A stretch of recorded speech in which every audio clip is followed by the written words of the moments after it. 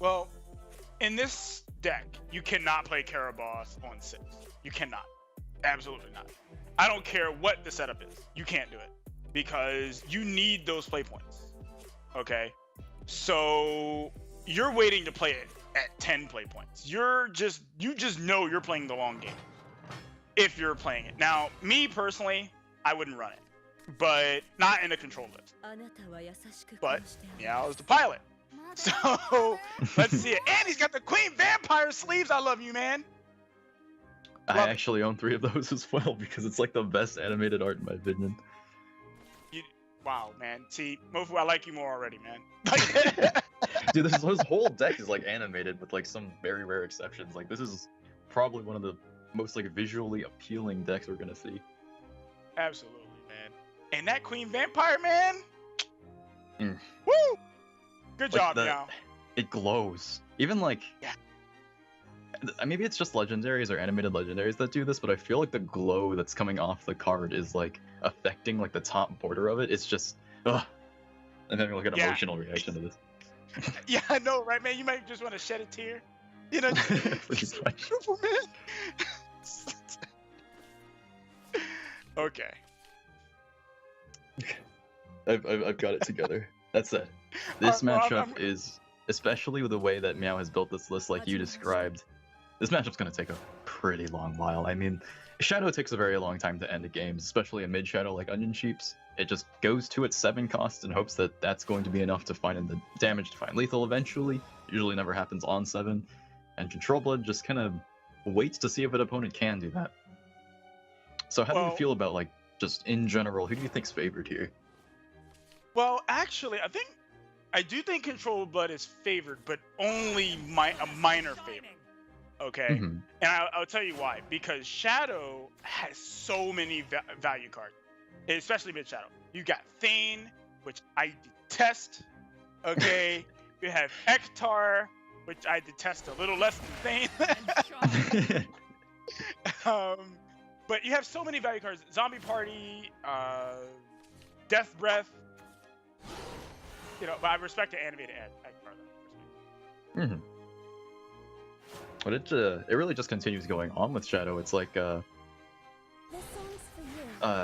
it's like the amount of value that it can squeeze out of every last card is like so much more than like the average other class that we actually see ourselves in this situation all the time where mid-Shadow is just kind of grinding against decks that have like immense weight and value like Control Blood. That said, I think one of the more interesting things we're going to see soon is I was thinking maybe Meow only runs 1 Caraboss because he wants to not draw it until turn 10, like you said. But he sees it like in his opening hand. He's got a way to sort of just curve things out and sit on it. I'm still super interested that he chose to run it in the first place. I cannot imagine a world where he plays that card on 6. I can't imagine a world where that happens. Don't think he's gonna do it next turn with this hand. No, I don't think so. I can't imagine. It's like, nah, forget this Prince of Darkness. Temptress Vampire? Nah, I'm just gonna wait 20 turns. Here you go. I mean, he's basically bricking his whole deck to play a Caraboss next turn. Like, I just don't think that's a wise decision. I think it might be like the greatest BM ever invented by man. But you're probably right. There's like a 0% chance it goes for it, but it's really cool though. It's like this huge refunding amount of value that's like, you know, if I do get to play this eventually in the game in a control deck, then I just never run out of win conditions, and that's probably what we're going to see this like start to turn into. But that's it. Onionsheep only really needs, I think, 1 game before he like just makes it. He's in. All he has to do is go 2-0 or 1-2, and he's fine. Yeah. We do see Meow have both Queen Vampires in here. Yep, that's both of them, and they're both the pre-built deck ones. Yeah, and you know what? I like you more, Meow. I mean, I like you already, but I mean, this man's putting his money where his mouth is. I like it. Yeah, you know, something that actually strikes me as pretty funny is, though it's not like you really build up these shadows over time against Control Blood, Queen Vampire forces you to figure out something other to do than Eekter half the time. Because if Eekter just comes down and there's not really, maybe just some followers from hand that kind of support him, then the rush from the zombies, that value is more or less annihilated by those bats. Right. And Meow could he's going to really need a revelation very soon. Or revelations, plural. Yeah, just basically just count the 7s here. Yeah. That's a lot of Thane. That is just going to be back to back to back to back. Mm-hmm. If there's any like sort of glimmer for Meow at the very least, he is on the play. So if he can just manage to kind of tough this out, he is going straight into a Muhammad. Yeah. Which could help that's gonna be one of the queries. Yeah, that can help one of the problems. I can see at least 4 problems in Onionsheep's hand right now. Yeah, gosh. I think maybe that could be even one of the things. I'm still observing this matchup all the time. These are 2 decks that I don't really see like leaving Shadowverse anytime soon. Maybe Control Blood is losing like most of its tools, so sure. But Mid Shadow's gonna be around a while. All the cards we're looking at, Eekter, Thane, they're staying. We get rotations, but can't ask for them to go. Yeah, they're not going anywhere. They're chilling. Yep. It strikes me that probably Bahamut doesn't really solve this at all. Because if he goes into a Thane and Bahamut comes down, then the White King costing 0, having ample shadows to work with, it can just kind of activate, so to speak, off of an Eekter or a Wake Up perhaps, and that just kind of crashes into anything. It doubles his hard removal that he needs. Yeah, that's okay. Let's just objectively look at Immortal Thane, okay? It's 3 bodies on its own. When it dies, it produces a 4th body. Mm-hmm. Pretty good. It's interesting. What's really interesting to me is Goblin Princess is super similar as a card, but Thane just having that additional cost reduction on it and Bane on the body that it perceives is just like, now this card is just speaking value. I also wanted to point out, I was just kind of counting this out.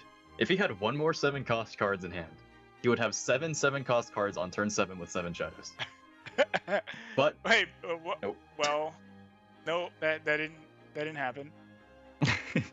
that didn't happen. That's 4 less. That's pretty much just Shadowcraft, like in a nutshell.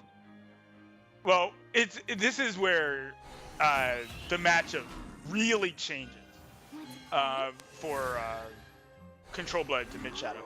It's if Control Blood has not been able to establish some level of control by this point in the game, it's incredibly difficult for Control Blood to beat Shadow. Okay. What do you define as like just going off that like control of the game? Like right now he's still like full defense. It really wasn't until turn 7 Onionsheep starts to push on him. Like I'm not a Control Blood player. Like what's the situation here? Is he in a good spot? Well, Onionsheep is. Meow is not. First off, Meow doesn't have any players. Okay. The second, and probably the worst of it is that even if he did have removal, a lot of his removal, like, he did draw a Revelation just there, but a lot of his removal is going to be like 1 for 1, not 2 for 1, or unless he gets Hungry Horde, then maybe. But a lot of his removal in the deck is going to be 1 for 1, which you really need 2 for 1s or more when you're playing against Shadow to be able to compensate for the fact that they can just jam Thane, Ektar, Thane, whatever, or play Zombie Party, get a bunch of shadows, and I mean not a bunch of shadows, but they generate shadows, but a bunch of zombies. It's hard to keep up with the value. If Meow had any sort of board that could stick for just a turn in the earlier part of the game, he would be able to have some level of control over what's happening. Right now, Onionsheep is actually the one controlling the game. He just has so many things he can play. Yeah, it definitely seems that way, that Meow is like, he's on the play, but whereas a lot of decks just kind of use that to take control of the board, Control Blood's not really one of the decks that can. Even if you can get stuff like Queen Vampire out early, it's just back-to-back with Necro Assassin, Zombie Party, and other stuff. Shadow's more or less kind of just the king class of, hey, I remove your thing, and I also develop all of my stuff at the same time. How about that? Yeah. Value Town. That Pretty is much. Shadow. Value Town. All the value in the world. And again, we're seeing a situation where Onionsheep doesn't even look worried. He's like, you know what, man? I got this game on lock. You know, I'll do what I need to do, but I'm pretty sure I got this. And judging from the way things look right now, you know, he's doing pretty good. He can get rid of this mask easily. This game is looking really bad. Now, that doesn't mean that Revelation and Bahamut can't help. Okay, that doesn't mean he can't help. They just aren't helping right now. Which is what he needs. It would be actually super rough now that I'm looking at this if he had to use a Bahamut Revelation before Onionsheep even plays an Immortal Thane. And I think Sheepy is thinking the same thing. And he just developed everything but those cards. He's like, it's been my turn 7 and turn 8, but I know you're waiting for me to play these so you can start grinding. How about you deal with my zombie party first? Well, he did get a second Revelation. He got a second one. But, major but, I don't know if it's enough. Now, he does have access to playing Temptress Vampire, but I think it's a terrible play. Maybe a little, yeah. A little bit of bravery needed on that one. Oh, okay. Meow starting to draw into some stuff. He drew Emeralda there. Emeralda will certainly help against the Thane Ward. I forget the name. White King, I think? White King. Yeah, White King. My most recent skeleton endeavor has kind of just given me this attachment to Immortal Thane, but seriously, what a strong card this is, in that he's hard to deal with. He does damage as you deal with him, and then he leaves behind a costless Voidbane after dealing with him, which is not only being timed as a card that manages to both define a mid-range as a finisher, he also just completely scrapes through control matchups as we've been sort of developing this whole time. But Onionsheep has been super patient and has just been waiting to play these for a very long time. I think this could start to really give Meow time to work on stuff. Using that soul conversion actually it does damage, but it kind of removes the threat. Well, not exactly. So he's doing damage. The thing is, he has to start applying some pressure to Meow, and this actually protects his whites. So by him getting rid of the Immortal Thane and then using this to protect his whites, he's forcing Meow to have a board clear to deal with it, or that works. Or that, Hungry Card. Super good here too. I mean, he's gotten pretty far ways into his deck. I'm gonna check, and he runs 3 of it, so down through 18 cards, only finding the first one as he keeps drawing more. I think we'll see him hit these. We'll see him hit more answers like this. I think even though Meow was in a tougher situation, the fact that he's managed to get to the late game without taking much damage yet could give him a really strong shot at this. Well, I think that the play should not have been to play Revelation.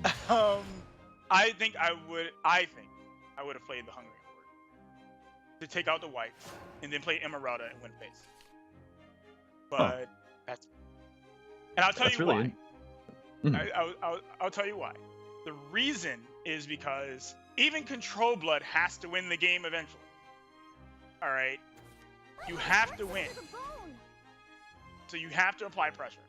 And he's not in Vengeance right now outside of the Blood Moon.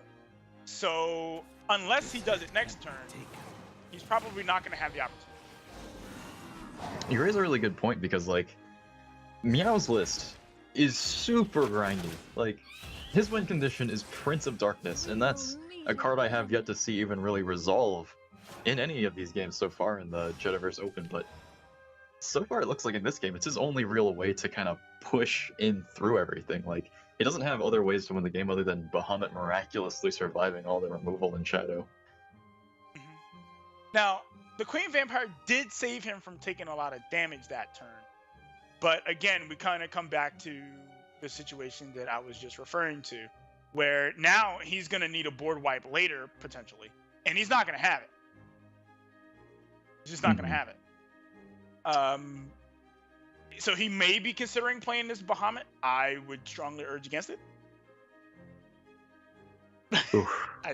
I just can't imagine a world where you play that Bahamut right now. Another thing that I feel like I mention more or less every time is like, just on that decision train of do I play Bahamut or not. This is what Japanese players call Pokerverse. It's something I actually really like talking about.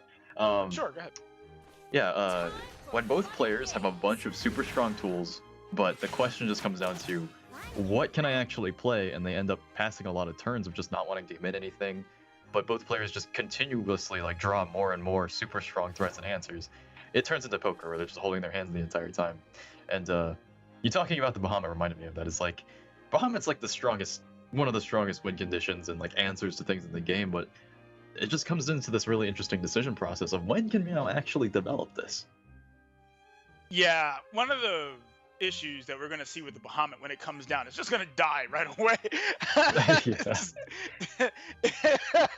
It's already, the Bahamut's dead to rights. And if Meow is going to take this really slow approach, which he is, if he's going to take this slow approach, he's going to have to move, he's going to have to hold those big bombs and just try to win some other way. Now, I will say that right now would probably be a great time, when his turn comes back up anyway, if he is able to do so, to play that Caraboss. He's at 10 play points, so he can start applying some pressure. Hopefully. Of course, Thing came down, so I don't think you want to play Caraboss in that. Probably not. It'd be so cool though if we actually managed to see the game going long enough for this, even though he's so pressured. If you got Caraboss off and your opponent's ticking for 1 every turn and you draw 2 cards off of Prince of Darkness, if you find what is it, Astaroth's Reckoning? It just hit me. That wins the game. Like Caraboss plus that card. Yeah, instant win. And maybe in the grand scheme of things, Meow was thinking that. Maybe. I can't even begin to describe how smart that is. Actually, it seems like such a no-brainer kind of interaction. But yeah, it'd be cool if we got to see it. But really tough spot here for Meow. Caraboss, as you said, probably not going to be his best shot. Is it a Bahamut turn? Do you think? I think, and this pains me to say, but I think he may be forced to have to play the Bahamut.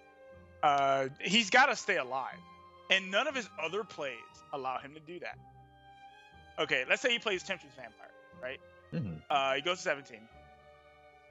Sheep he can jam. Oh, I'm sorry, he wouldn't even go to 17. He'd go to 15 because he would take 2 damage off of the whites. So yeah. Sheep jams Ektar, and that's what? 4 damage on 4. Yeah. Yeah. Okay. It's like, yeah. Okay. So he chooses not to do that. He's gonna go this route. He's gonna burn his last Evo. I hope. It'd be really interesting if he didn't. I think this also highlights another cool part of this match. Oh, and he doesn't.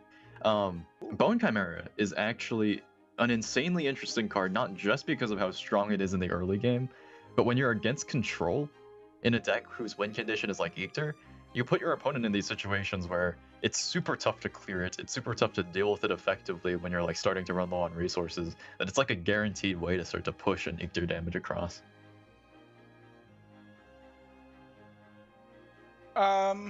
Okay, so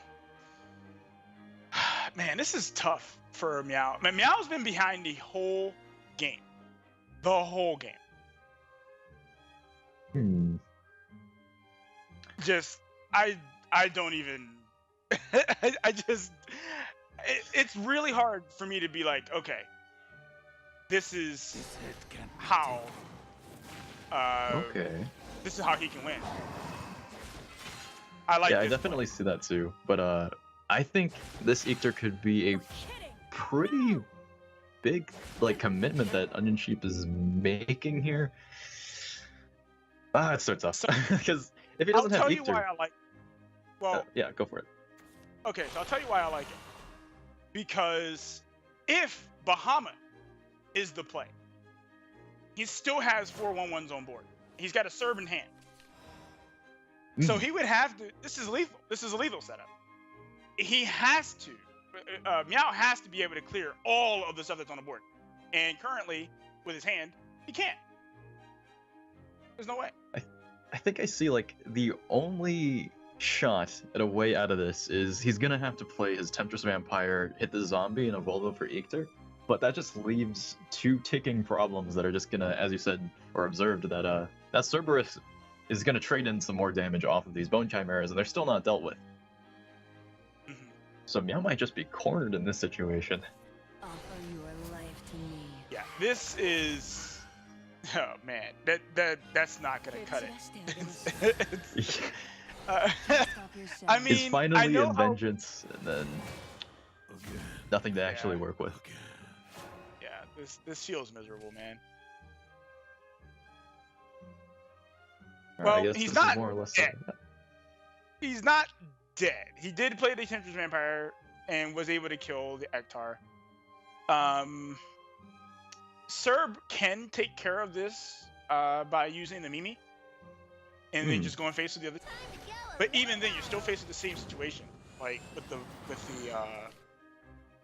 Bahamut.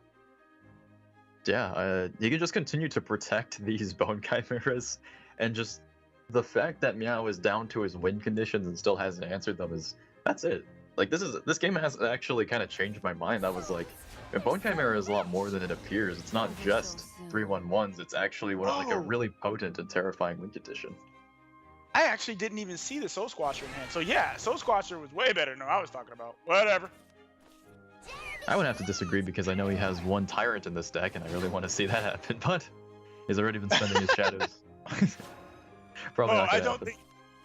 Yeah, I don't think so. And man, see, I think he's dead to rights here. This is a wrap. This is what I was talking about earlier. Shadow can just generate so much value, so many things that Control Blood just has a hard time dealing with, and if they're not able, Control Blood is not able to just control the game from the start of the game, and Control Blood's behind the whole time. How does it ever play its wing? Oof. Yeah. Well, he finally tries to play one of them, and unfortunately, he probably knows this himself. He's seen the serve first. That's it. Yep, concedes. Yeah. He knows the serve is there. There's nothing else. And since Onionsheep did win this game, he's in. Period. I think he's just in. That's it. He can drop these next two games, but he's qualified off of that one win alone, I believe. Yeah. Yep. He could leave, say I'm conceding the other two. He can go take a nap. He can go to the movies with his girl. Whatever. Hey. I don't think he will. He's a competitor, but he could. It must be a super huge relief to get that one off of him, but yep. As we continue on, we'll just kind of see how this goes on to conclude. If I remember, his other deck he was playing is the one time we're actually gonna get to see, or I could be wrong about this, but D-Shift, to be just bringing it. He's like, what nerf? Yeah, he's okay. So one of the prevailing thoughts of the D-Shift change was that, D-Shift's not playable anymore, which I think is completely incorrect. I think that D-Shift is still very playable. There have even been Japanese players who've posted on Twitter with large win streaks still playing D-Shift. So the deck's still very much playable. Very much. I think one could even say that, like, Dimension Shift, like, its intent as a card was never even really to create this, like, super strong independent rune archetype, but rather it's just a combo deck enabler. It's like, if you're tired of people playing control all the time, or you're tired of these mirrors lasting forever and you want some inevitability, you can just play this, like, super cool combo deck we have going for rune. And to be honest, the way, like, that matchup works half the time, you could increase its cost to, like, 24, and it would still handle control just fine. Well, maybe not 24. Yes. Maybe 24. Well, I'll goldfish it sometime, but yeah. At 24, that's pretty. Could be a stretch, but he's gonna get those spell boosts either way. If anyone's interested in how he's changing up his deck list, the only main thing I noticed is he's running both owls and sorcery caches to try to make up for the nerf.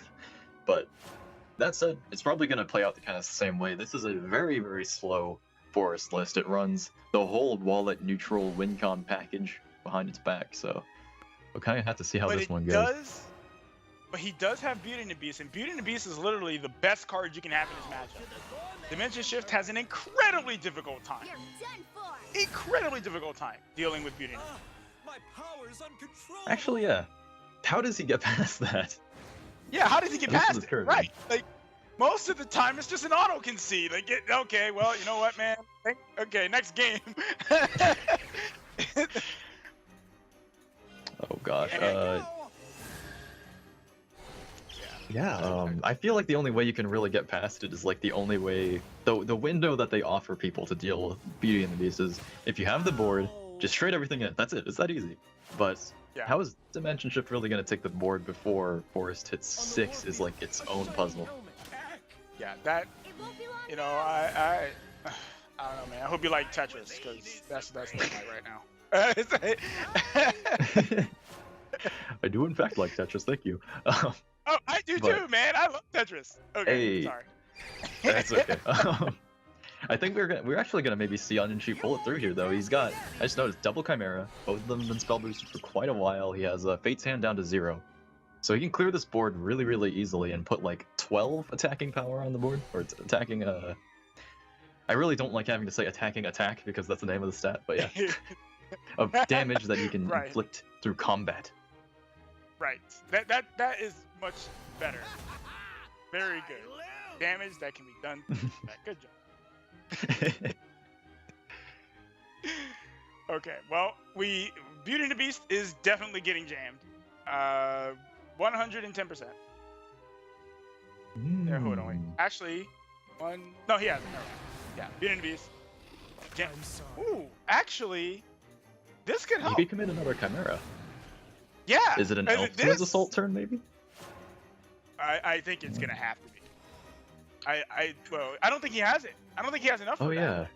He only has 3 neutrals in hand, and that Cassiopeia deals what, 7? You can't play Yeah, both of it's them. not enough. Onionsheep played this perfectly.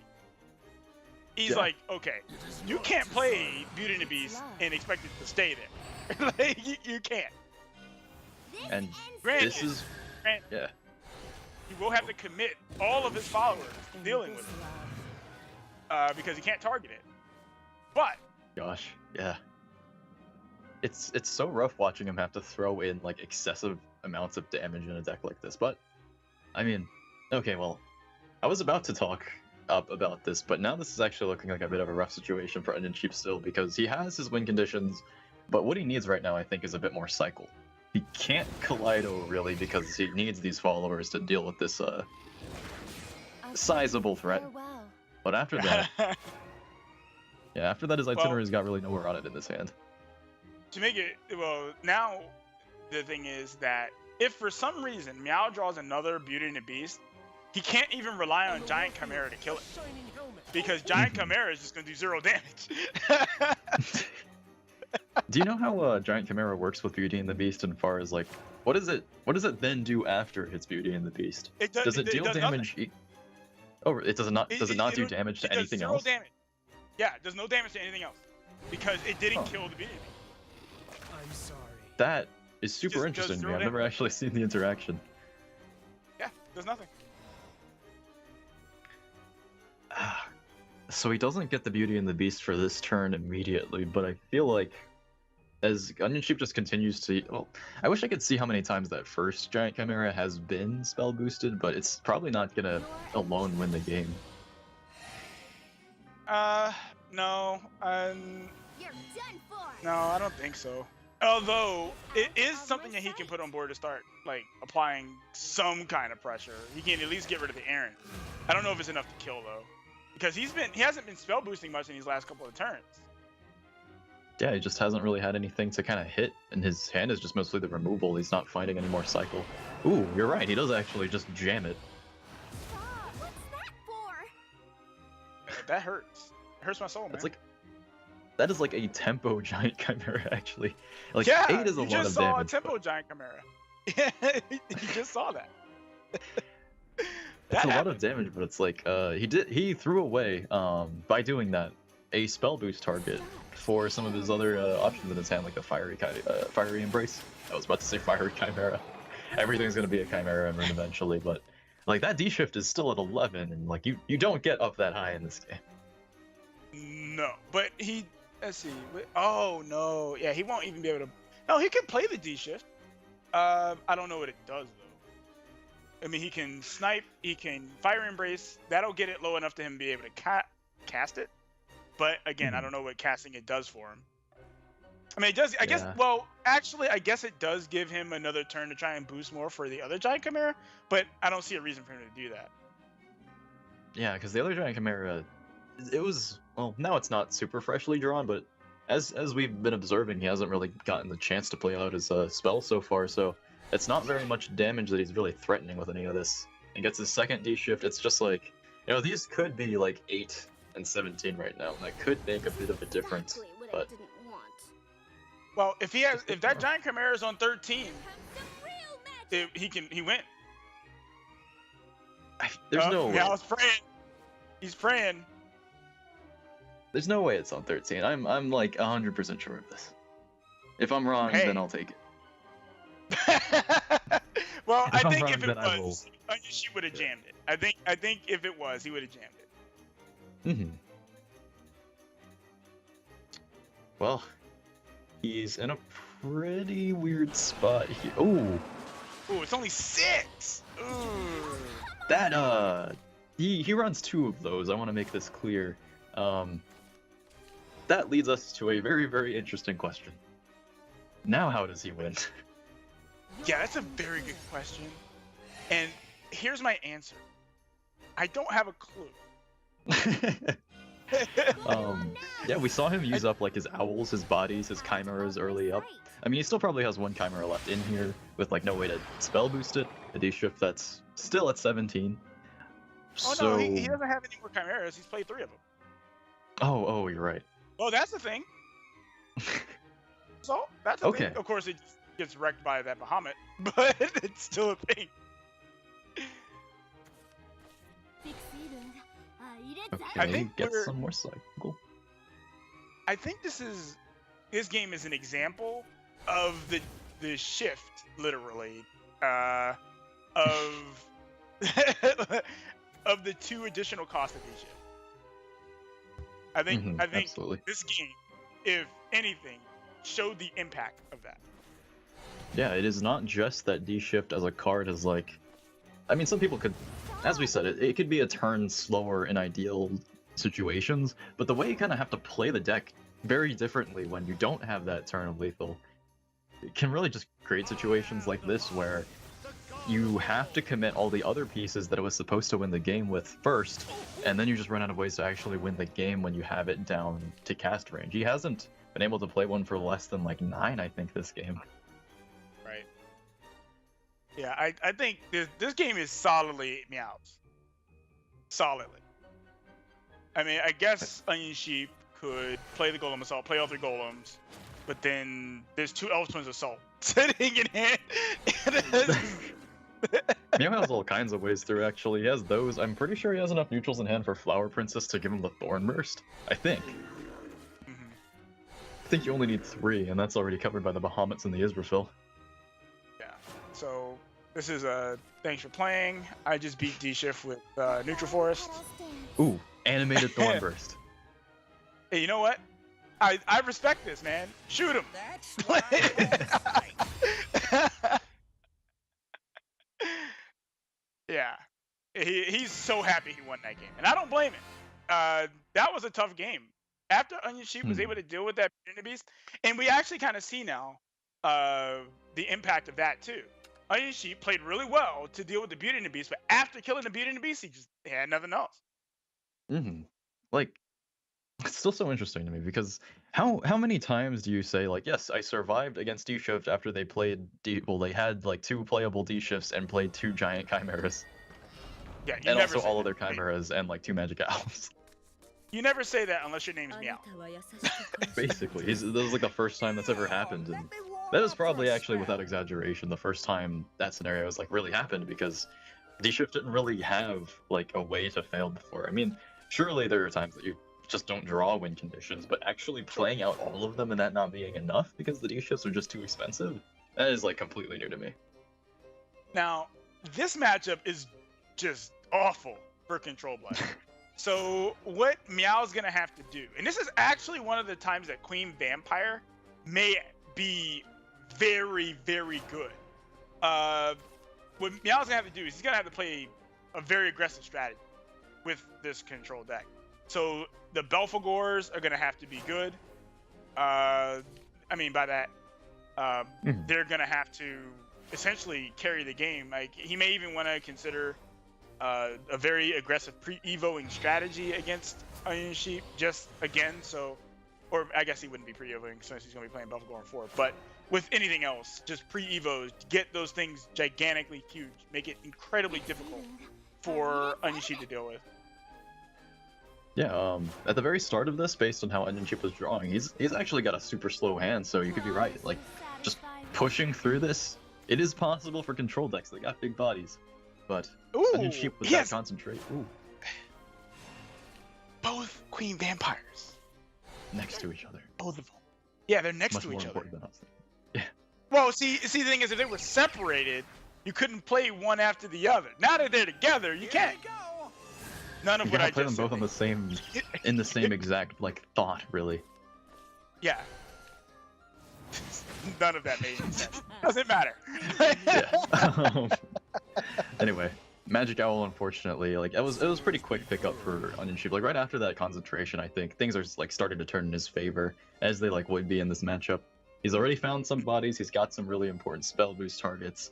I mean, these Queen Vampires can try.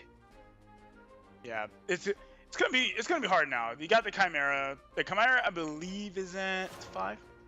So Yep. I think it's 5. I'm doing mentally because I can't see it. Just It's from the so, turn. so hard to see sometimes for us, but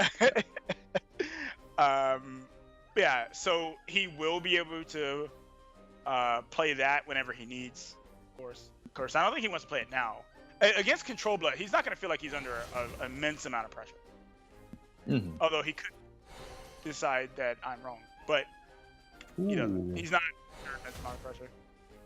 If you notice that, he sorcery cached that Chimera because he didn't Yeah. want to play it this turn. I like it. And Meow does the oh no. Yeah. Yeah, I feel you, man. I feel All right, well, But that's one. this is that's super. clear this board. Yeah, I think that this is super interesting because something I was looking at a second ago was Queen Vampire gets pretty easily swept up into a Chimera, but now that he doesn't have it, I am looking closely at his hand. Oh, okay, never mind. Of course. Aside from that Wind Blast, I don't think he actually had a way. You know they always have it. Come on. Until he drew Wind Blast, I don't think that hand had a way to deal with the 6-2, which is like pretty rare to say. But yeah, his hand is mostly combo pieces, which now having had Wind Blast is like really, really, really good for his position here. If I were Meow, I would heavily consider pre-evoing this Queen Vampire, but he didn't, so never mind. I completely feel that. I mean, in a lot of situations, it's like, you know Chimera is their main, like, modus operandi of getting rid of stuff. But at the same time can be so, like, scary. It's just like, what if I evolve this and he just, like, Wind Blast it too? And then I wouldn't have dealt, like, 2 damage phase, but it's a super hard decision process when you're playing, like, such a slow deck like Control Blood against this. Now, I kind of want to go backwards a little bit. I'm very surprised Meow allowed D-Shift through, knowing that he's playing Control Blood. So, Onionsheep's Blood List, I can confirm, was actually also Control Blood. So Meow made the active decision to say, like, I don't actually want to play a Control Blood mirror. I'm just going to try my chances at beating D-Shift with Control Blood. Now, that's super interesting, isn't it? Like, what does he think? Perhaps the nerf to D-Shift is enough for this matchup to be good for him? I don't see how in any galaxy he could think that. Not Meow. Meow wouldn't think that. We have to get into his head here. Yeah. Well, okay. Let's think. Why would you play?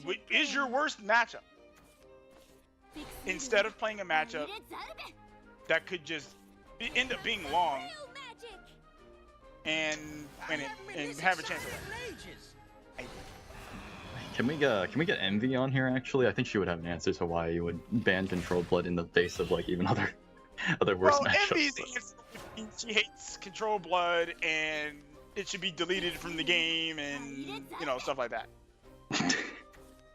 That's Maybe the tiniest bit of an exaggeration, but if you're like super passionately against playing that matchup, or you just don't want to deal with it, I get that. But what if you're just actually playing the deck, like you're playing Control Blood, which is like someone who really can't stand the matchups probably wouldn't do in the first place. Then this continues to be such an interesting puzzle. But yeah, Sheep already had the win he needed, but just pushes it through. The D shift goes uncontested by these like super. -14, man. Yeah. Is he dead? Let me count that one. Yeah, is he dead? Like, I think collectively, if we combine our hands together, we can count the amount of damage that the giant Chimera can do. Like, what was it 23? And we Yeah. have. So we 23. have 1, 2, 3, 4. So we got 20 between the two of us, and Aya just needs to put up 3.